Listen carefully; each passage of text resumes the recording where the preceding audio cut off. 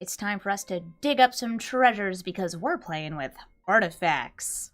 Only shooting stars break the mold. This video and my channel are sponsored by Untap.gg.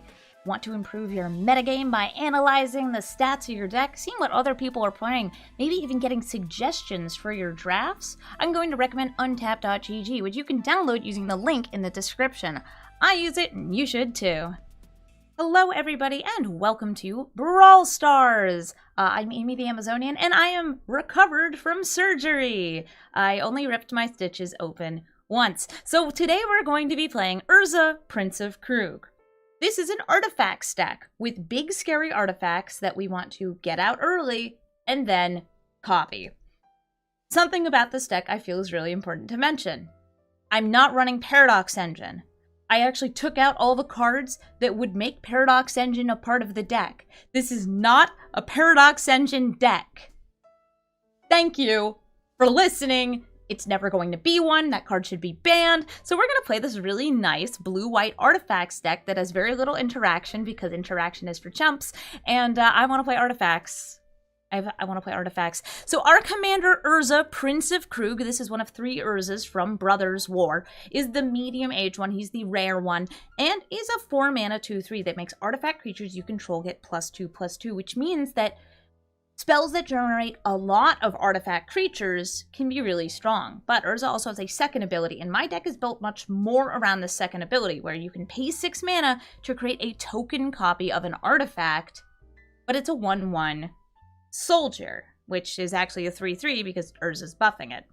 2 different ways you can really build this deck are the big scary artifacts, which is what I did, or you can go a bit more towards weenies, because there's a lot of really strong 1-drop artifact creatures. We're not running that many. Most of our 1-drops are, well, it's tech. We gotta get there. So what we have here are some really fun new additions because of the retro artifacts. I am so happy to see that Brawl now has access to Swiftfoot boots. Swiftfoot boots is so incredible, and we're going to be playing them in this deck. So we're going to head into the queue, and I'm going to show you a thing or two about artifacts. Our first opponent is running Muldrotha, the Gravetide. They'll be bringing things back from the graveyard, permanents of all sorts, and we'll be playing artifacts. We even have a fancy new artifact here, the Platoon Dispenser, which actually fits a bit more around the, like, going wide and making lots of little guys strategy I talked about. I think that this is a very cool card because it also draws, and card draw's neat. I don't feel like I need to hold up my Wash Away because their commander costs 6 mana. This, by the way, is a card I also think probably shouldn't be allowed in Brawl. But you know what? I don't get to make that kind of decision. Midnight Clock, yeah. Okay, we could either go for card draw on this, holding up our counter spells, our interaction, or we could start the clock a-tickin'. We got our bing bong ding dong on the battlefield, ready to, I guess, ramp. Oh no, but I think it's going to get destroyed. Reclamation Sage, why would you do this to me? Why would you hurt me like this? I'm drawing. I could put this in jail. There's a chance they'll be able to destroy this. I'm still gonna go for it. Get out of there. A lot of the cards in their deck, by the way, are going to have enter the battlefield abilities. Please don't bind any old gods. Okay, Putrefy, you know what? That's the same idea, and it's going to wreck my Bank Buster. There's, by the way, a new Reclamation Saves-like card, the Rare Loran from Brothers War. If you were looking for something fun and interesting, I will recommend that. We could go for Platoon Dispenser, or we could go for Precursor Golem. Precursor Golem has this downside, which is also an upside, of any spell cast on these golems will get copied onto all of them. So if I were building a deck around that as the person running it, I would do something like, oh yeah, these all get flying and I draw a card.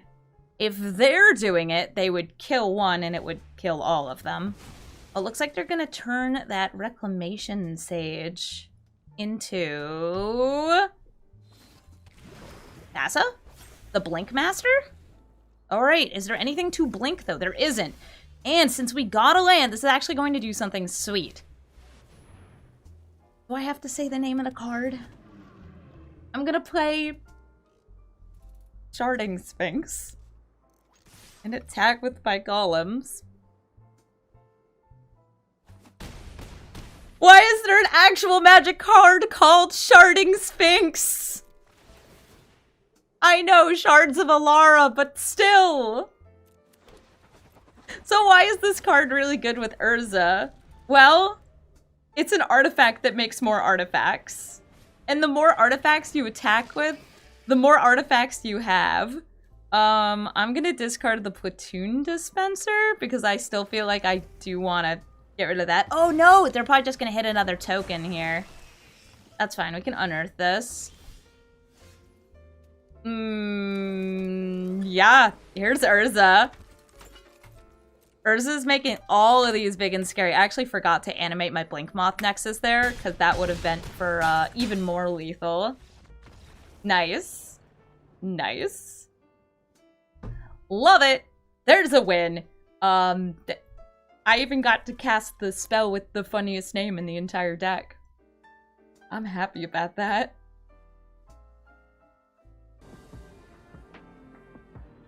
Ramos was added to Historic as part of the retro artifacts that were in Brothers War. Some of those were reprints, like Mystic Forge, that were already in Arena, and other ones are fresh to the format. So we're going to be playing up against 5-color. That's, I think, the best way to describe it. Ramos cares about the number of colors on a spell when you cast it. Lets you get a lot of mana, and it's also a big scary flyer. It's Ramos 5-color stuff. Yeah, I don't know how else to describe it, but it is a very good commander, and I'm a little scared of it. I think it's cute, though, that they have Gigantha as a companion, because, hey, you want to be running the most colors possible, right? Right? Sure you do! Irrigated farmland. Oh, do I want to start ticking up a gargoyle? Yes, I do. I won't be able to attack with it, but I'll still have it.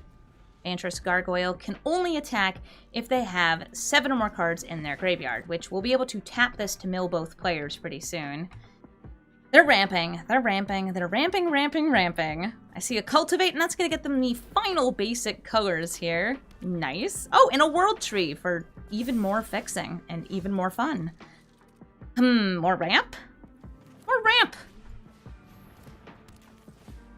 We ramp again. And I could just mill. Sure, why not? I'll just top both my artifacts because I don't think they're going to have something with haste. And also, I like to pass priority when I can because then I don't have to sit here and click pass priority over and over. Alright, they've played a dragon. Ramos, Dragon Engine. So the Dragon's Horde has ticked up. Now I want to be upset because it's colorless and I can't destroy with Ugin, but be happy because we have a Precursor Golem. Precursor Golem is going to spit out 1, 2, 3 3s, which we can make bigger using the Steel Overseer. So we're going to sit here, we're going to chill. I no longer have 4 cards in hand because I played that. But I won't be able to block Ramos at that point. I also only have 2 cards in the opponent's graveyard, so I can't attack yet. But I am looking forward to putting +1/+1 counters on everybody here. Oh, the first sliver. You know what that has? 5 colors. They hit a Chromatic Lantern. That has 0 colors. And by the way, Ramos can now generate 10 mana. And 10 mana it did generate.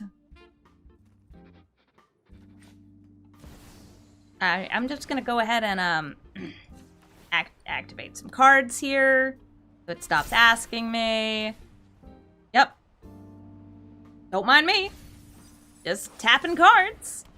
They have enough mana right now to get their Gigantha, put it in hand, play that if they wanted to. Maybe there's something else they want to play. Oh, like Ms. Prismari, Galazeth Prismari. Another dragon that's going to activate the Dragon's Horde's ability to let them tap it to draw a card.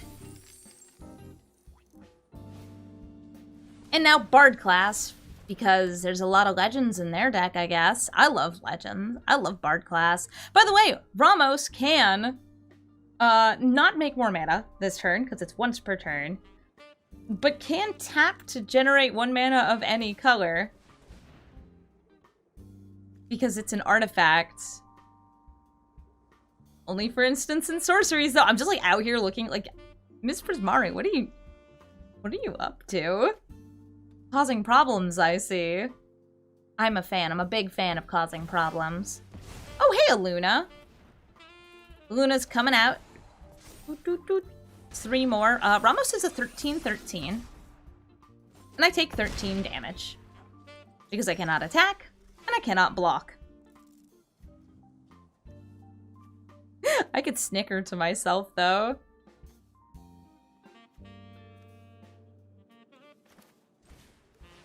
How about Urza?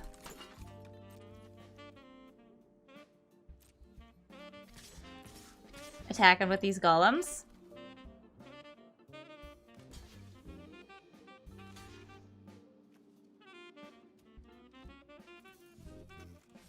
Yeah, you see that, Steel Overseer. It's not quite lethal, unlike the lethal damage that you have against me.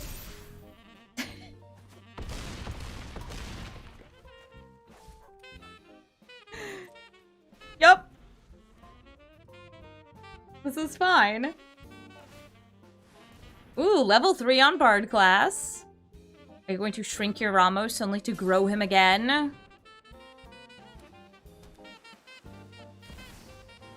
For Nicol Bolas the Ravager. So this will put me temporarily below the ability to block with the Gargoyle.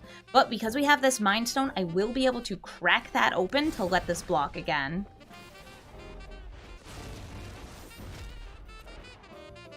I'm going to drop Mystic Forge. As much as I love Mystic Forge with Ugin. Soul of Windgrace. There is a land in the graveyard right there. I milled that one, I think.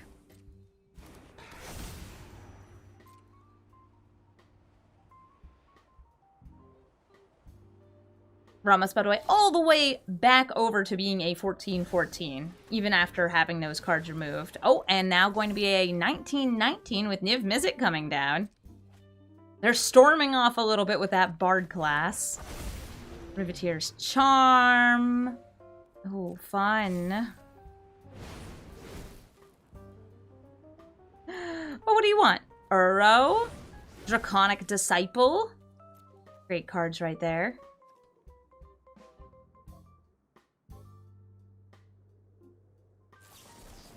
Oh, darn. Okay, so they figured out that I was going to be able to block with the Vantress Gargoyle by drawing a card.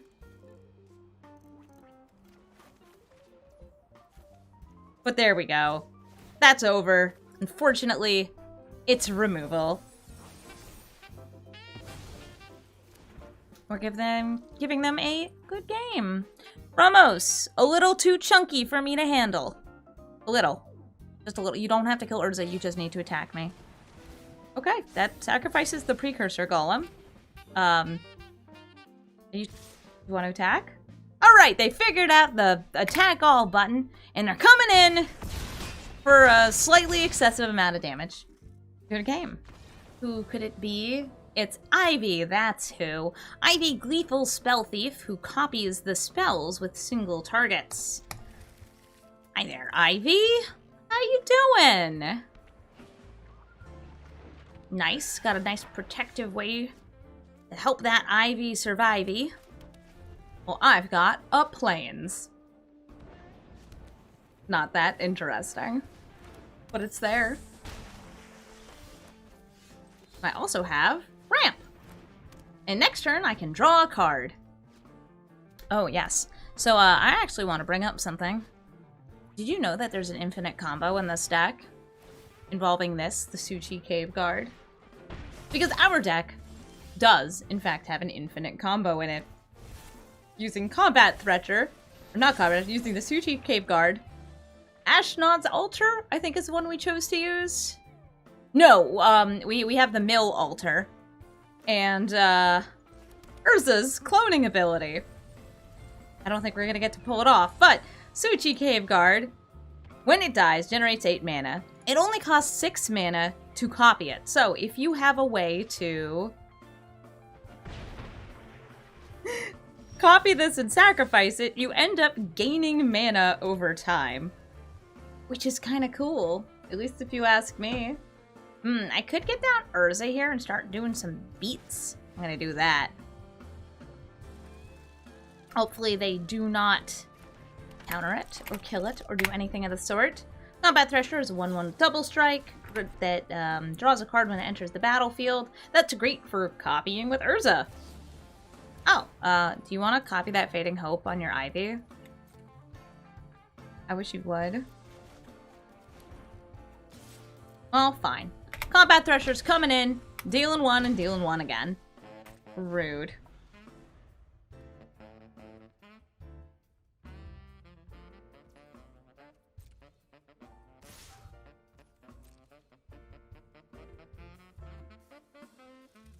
Is there a spell you want to cast? No? Start a course. Okay, post-combat. I do imagine they are running some Mutate, and Gem Razor would be very hard for us to deal with because it would make a lot of destruction. Ooh, you know what? That makes sense. Naturalize against my deck. And an expendable lackey? What a mean thing to call somebody.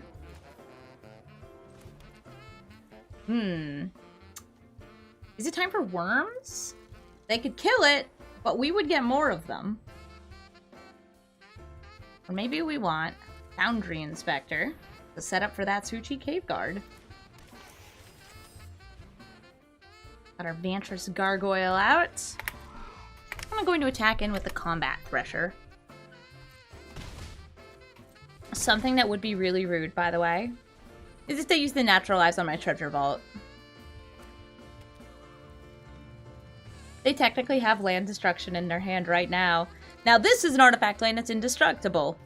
That's great because it adds to my artifact count because we do have a few things with affinity. Ah, the gargoyle's gone. What are you doing? Why are you looking at him and then looking at this?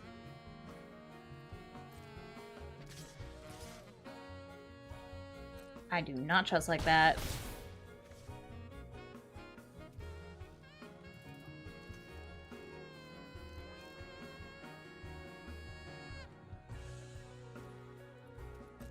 Okay, it's my turn.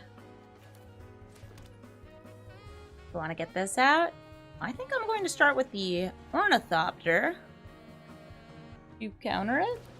Okay, it didn't get countered. Worm Coil. Pact of Negation. Oh, darn. Well, that means that they're going to pay attacks on their next turn, but they did counter my boy. There goes my boy.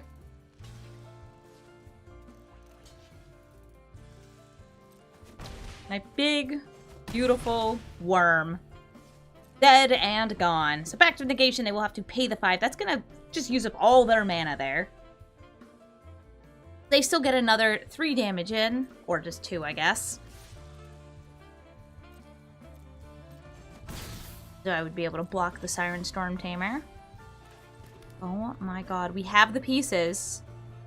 We have the altar. We have the Urza. We have the Cave Guard. But will they be able to remove any of the pieces from this before I can pull it off? That's the real question.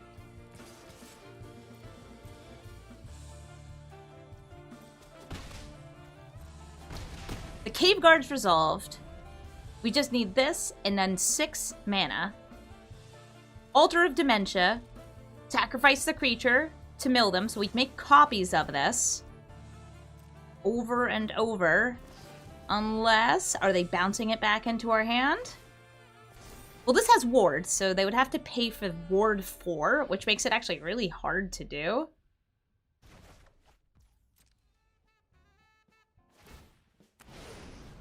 And we'll be milling them just 1 at a time, or I guess 3 at a time.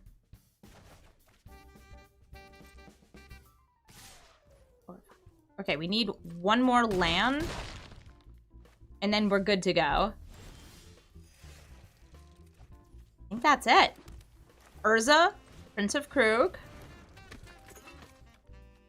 We have 6. 1, 2, 3, 4, 5. No! We only have 5, but do we have just lethal? Yeah, we do. That's 16. We also had Blinkmoth Nexus if we needed it. I wanted to combo. Good game, though. Slimefoot Salad Transplant. This is the alchemy version of Slimefoot that has a landfallish ability that gets them fungus and saproling related cards. This looks like a keepable hand to me. It has a turn 2 Mind Stone into a turn 3 Solemn Simulacrum, which is ramp. And I like ramping. Ramping's fun.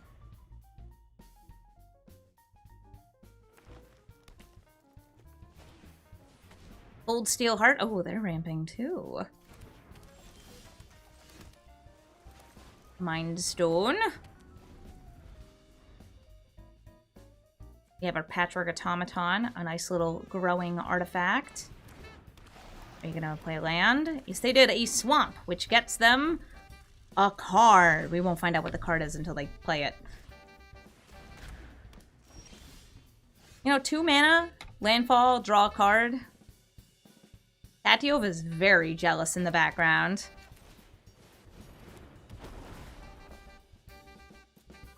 We're going to go ahead and get some more blue mana here.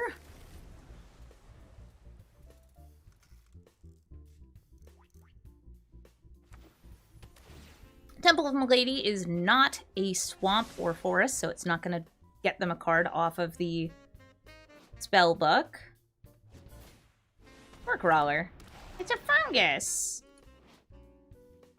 Not the most interesting hit, but I'm going to consider that a good thing. Let's go ahead and play the Ark of Arazka. Now, yeah, let's go for Sky Sovereign. Sky Sovereign is going to be able to hit Slimefoot.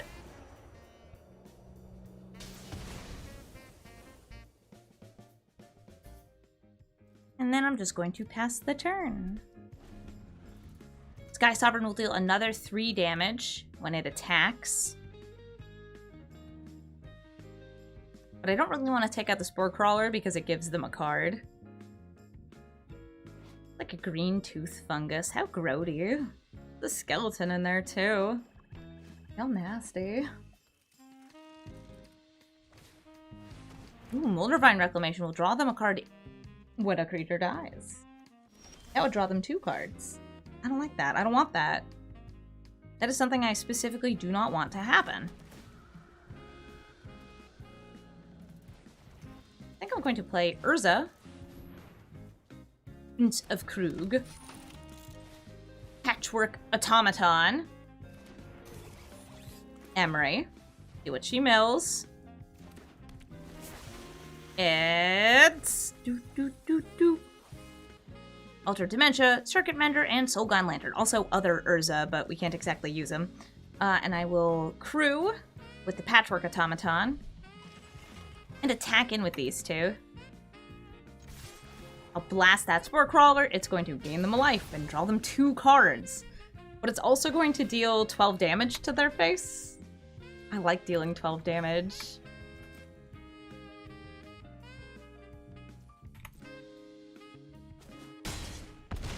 Nice. Okay, and we have a pretty full battlefield here. With Urza, Prince of Kroog, doing some work. By the way, you can copy legendary artifacts to get their enter the battlefield with Urza. Which isn't bad. Looks like we have so much damage on the battlefield that even with their many, many fungus, we're gonna overwhelm them with the power of Machine. Heaven. The woman is playing Jadar, Ghoulcaller of Nephalia, who makes zombies. And then the zombies are dead because they have decayed. But then he makes another zombie. Jadar. Well, I have a Wash Away, so if you cast your commander on turn 2, I'll be able to counter it. Wizards of the Coast, I am begging you to remove this card from Brawl. Start a council. I will be a part of it. I will help direct you in which cards should not be in this format. But that's one of them. Nice Bastion of Remembrance. Do I want discounts? Or do I want discounts? Let's go for discounts. I'm gonna play Foundry Inspector. Hopefully be able to cast a couple different spells next turn. Barrier Thrall. Nice. And Lurker! Okay, what am I exiling out of my hand? Aether Hub, I think.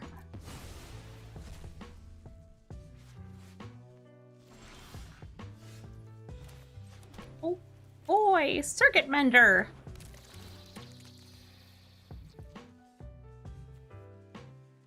I can make you exile from your hand.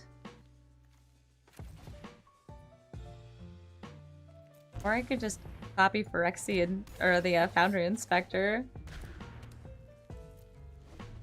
Yeah, I like that. I should have done that first before casting this. Oh no, my Sphinx! My appropriately named Sphinx!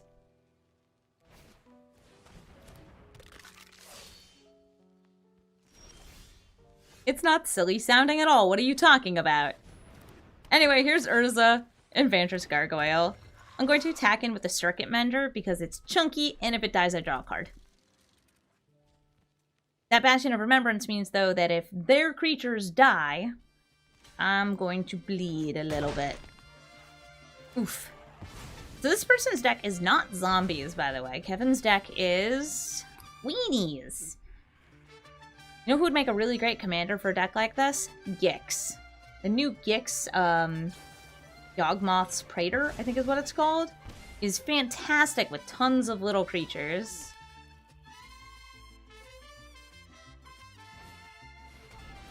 If we get one more mana, I will be able to activate Urza's ability.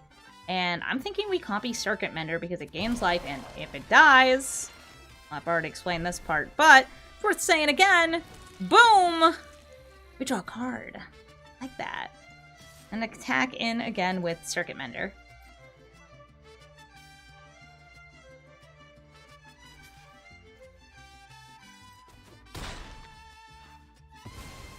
We're gonna get a little 1/1. And this cannot attack and it cannot block, but it can mill. Oh, lol. She who makes spiders.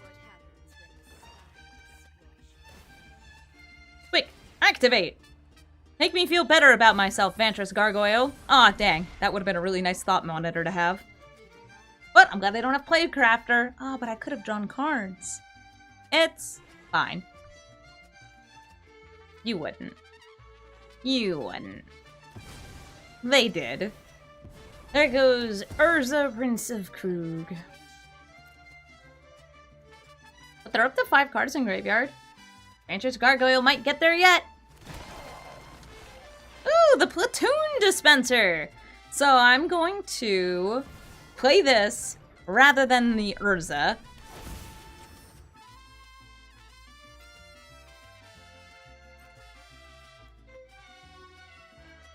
Because I'll get to draw a card. Yay, I did it! I drew a card! I love white card draw.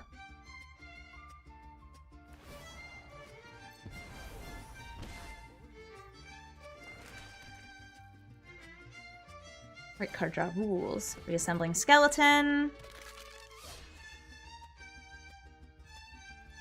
Just gonna attack me with everything. Wish you wouldn't. Block with a Circuit Mender, the real one. I'm going to tap and activate this just so I do. Oh, bye Tezzeret.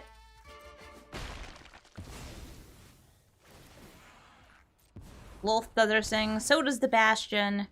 And they're gonna get another fresh one at the end of turn. Dar Aristocrats is online. Ooh, a 2-mana key to the archives. Don't mind if I do.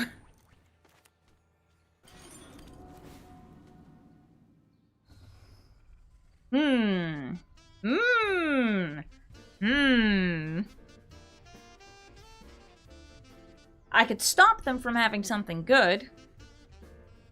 Or I could just try to win the game.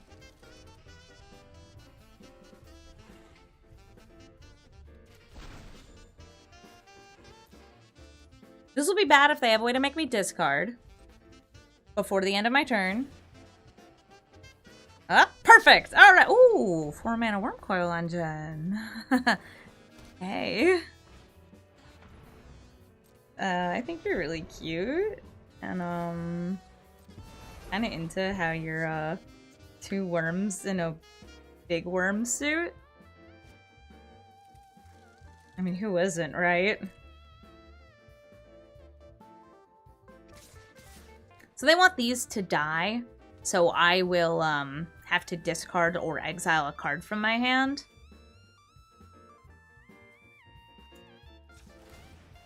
Because they're able to make a copy of them with Nightmare Shepherd. I'm just letting it go through. I don't need that. I want to make sure I can cast this. Ooh, Devotee. Gonna make that zombie a little bit stronger. Whee! A little suspicious of them not attacking with that, because of them just getting, you know, loyalty and card draw, or, not card draw, and a life gain off that. Okay, here we go. Approach! List of cards that are mistakes. This one!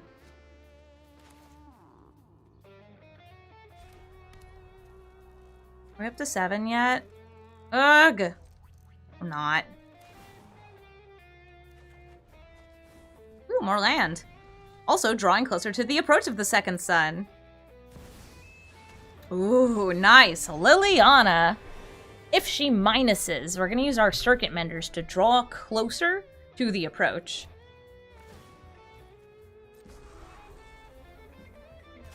One, two.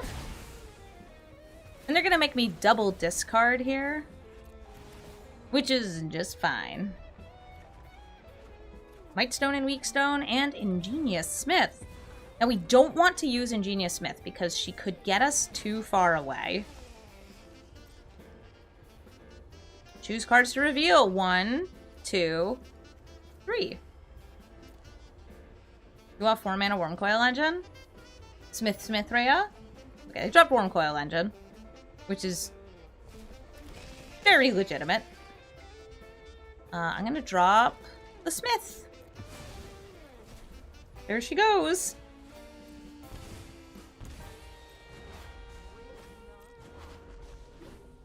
I also drew cards because of Liliana's passive ability. And is Lilith gonna make more spiders?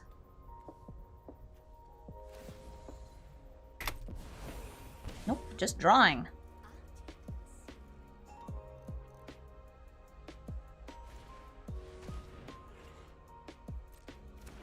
The Augur. It's going to draw them more cards when their zombies die, like this one, which they're still not attacking in with.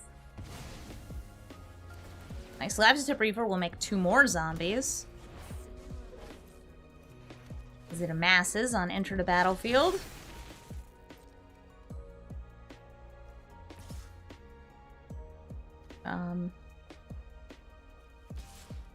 Ooh, things are happening. I'm 1 off from being able to block with this.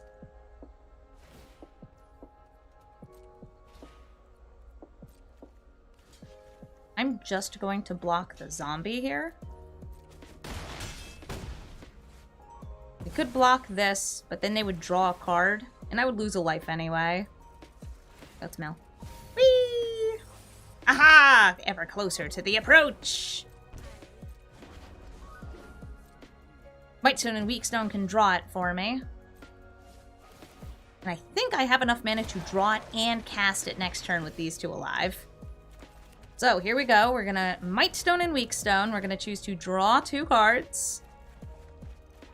And cast Approach of the Second Sun to win. The artifacts held the line, and our silly alchemy card won the game. Good job, us. Goshentai of Life's Origin. This is going to be a hard battle for me. Because we are not running a lot of interaction, and their deck is a bit of a swarm that attacks our hands, draws them cards, deals direct damage, does a bit of everything because it's in 5 colors, and it's shiny and shiny. And the sun is shining really weirdly on my sweater right now, so if you see any glowing spots, that's the sun. Enemy to nerds everywhere.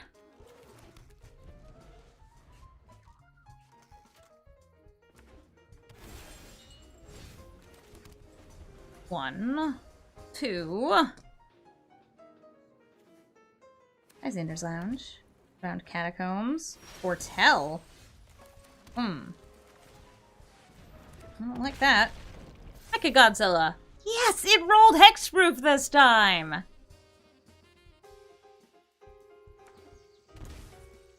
Ooh, a shock. What'd that be for? Ramp. Okay. Grow from the Ashes is going to get them an untapped basic into play.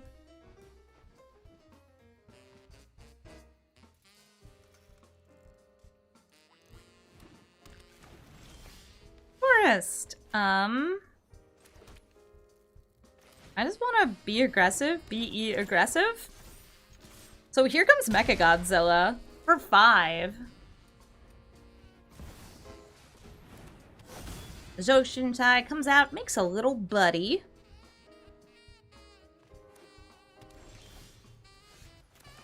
I think I'll go for the Midnight Clock. The Scrap Trawler. What did you roll? Lifelink. So now it has First Strike, Lifelink, and Hexproof. Mecha Godzilla, my beloved.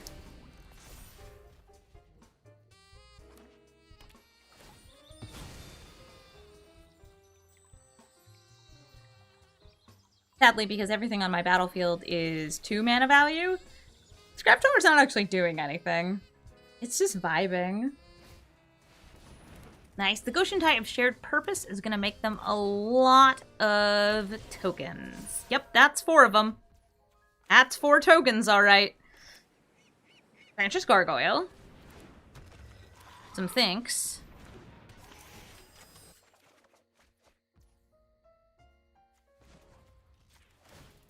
Blink Moth Nexus. What do you roll, buddy? Death Touch. At least we got flyers.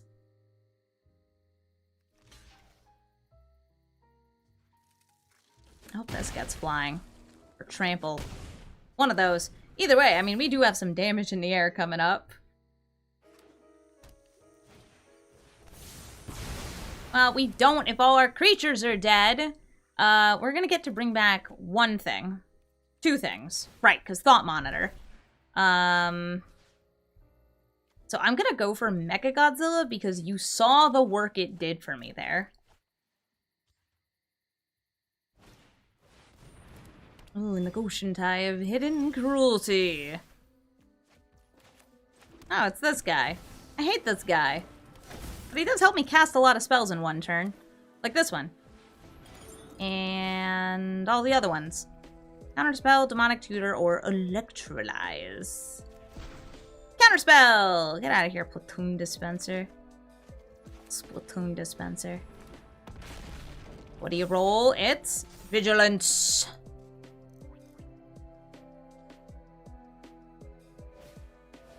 Tarnheim Courser is going to discount their enchantments, and they're going to Grim Tutor. Oh god, for what? I feel like it's gonna be Farewell or something, and I really don't like that.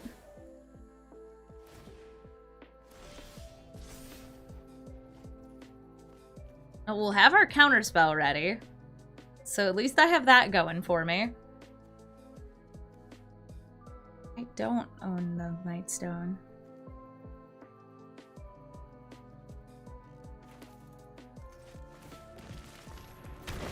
I am going to unearth. Play Vantress Gargoyle. Nice! Flying!